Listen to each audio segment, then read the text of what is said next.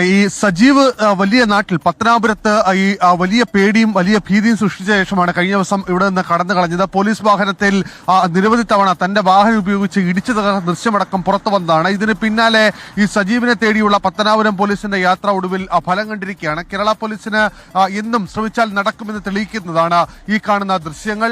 തമിഴ്നാട് തെങ്കാശിയിൽ നിന്നാണ് സജീവിനെ പിടികൂടിയത്. ഈ അക്രമം ഉണ്ടാക്കിയ ശേഷം ഇവിടെ നിന്ന് ഈ താടിയും മുടിയും എല്ലാം വടിച്ച് ഇവിടെ നിന്ന് കടന്നു കളഞ്ഞ സജീവ് പിന്നീട് ഈ തെങ്കാശിയിലുള്ള ഒരു ഉൾഗ്രാമത്തിലേക്ക് വലിയുകയായിരുന്നു. ഫോൺ പോലും ഈ പ്രതി ഉപയോഗിച്ചിരുന്നില്ല എന്നുള്ളതാണ് പോലീസിൽ നിന്ന് മനസ്സിലാകുന്നത്. ഒടുവിൽ പോലീസ് സാഹസികമായി ഇതുമായി ബന്ധപ്പെട്ട് അവസാനം ട്രേസ് ചെയ്ത നമ്പറുകൾ, ഈ സജീവ് പോകാനിടയുള്ള സ്ഥലങ്ങൾ എന്നിവ കേന്ദ്രീകരിച്ച് നടത്തിയ അന്വേഷണത്തിനൊടുവിലാണ് ഇന്ന് പുലർച്ചെ 3:30 ഈ തെങ്കാശിയിൽ നിന്ന് സജീവിനെ ഇപ്പോൾ പിടികൂടുന്നത്. ഒരു വീട്ടിൽ ഉള്ളിലായിരുന്നു സജീവ് താമസിച്ചിരുന്നത്.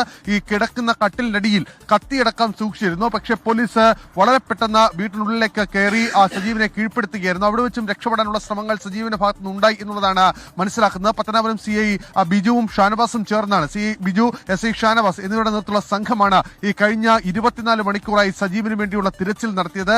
ഈ 24 മണിക്കൂർ നീണ്ട തിരച്ചിലിനൊടുവിൽ സജീവ് ഇപ്പോൾ പിടിയിലായിരിക്കുന്നു. നാട്ടുകാരെ പേടിപ്പെടുത്തിയ പോലീസ് വാഹനം ഇടിച്ചു തകർത്ത ഒരു പോലീസുകാരനെ പരിക്കേൽപ്പിച്ച് കടന്നു കളഞ്ഞ പ്രതി ഒടുവിൽ പിടിയിലായിരിക്കുന്നു എന്നുള്ള ആശ്വാസകരമായ വാർത്തയാണ്. നേരത്തെ ഒരു മണ്ണ് മാഫിയ തലവനാണ് ഈ സജീവ്. ഈ മണ്ണ് പിടിക്കാൻ പോയ പോലീസ് വാഹനത്തിന് മുകളിലേക്ക് ടിപ്പറിലുണ്ടായിരുന്ന മണ്ണ് മുഴുവൻ തട്ടിയിട്ട ശേഷം കടന്നു കളഞ്ഞ കേസിൽ കൂടി പ്രതിയാണ് സജീവ് എന്നുള്ളതാണ് പോലീസ് പറയുന്നത്. അങ്ങനെ നിരവധി കേസുകളിൽ ഈ സജീവ് പ്രതിയാണ്. പത്തനാപുരത്ത് ഒരു വലിയ ഭീതി അന്തരീക്ഷം സൃഷ്ടിക്കുന്ന വ്യക്തിയാണ്. കഴിഞ്ഞ ദിവസമാണ് ഈ സപ്താഹ നടക്കുന്ന സ്ഥലത്ത് അന്നദാന മണ്ഡപത്തിലേക്ക് പട്ടിയുമായി കയറിച്ചെന്ന് ആ നായയെ അവിടെ നിന്ന് വലിയ പരിഭ്രാന്തി ഉണ്ടാക്കുകയും ഒടുവിൽ പോലീസ് എത്തിയ ശേഷം മടങ്ങിപ്പോയി പിന്നീട് പോലീസിനെ ആക്രമിക്കുകയും ചെയ്ത പ്രതി ഒടുവിൽ സജീവിനെ തമിഴ്നാട് തെങ്കാശിയിൽ നിന്ന് പോലീസ് പിടികൂടിക്കൊണ്ട് വന്നിരിക്കുന്നു. അല്പസമയത്തിനകം പത്തനാപുരം പോലീസ് സ്റ്റേഷനിൽ എത്തിക്കും എന്നുള്ള വിവരമാണ് നമുക്ക് ലഭ്യമാവുന്നത്. എന്തായാലും സജീവിനെ പിടികൂടിയെന്ന കാര്യം ഇപ്പോൾ പോലീസിൽ നിന്ന് ഔദ്യോഗികമായി നമ്മൾ അറിയിക്കുന്നുണ്ട്.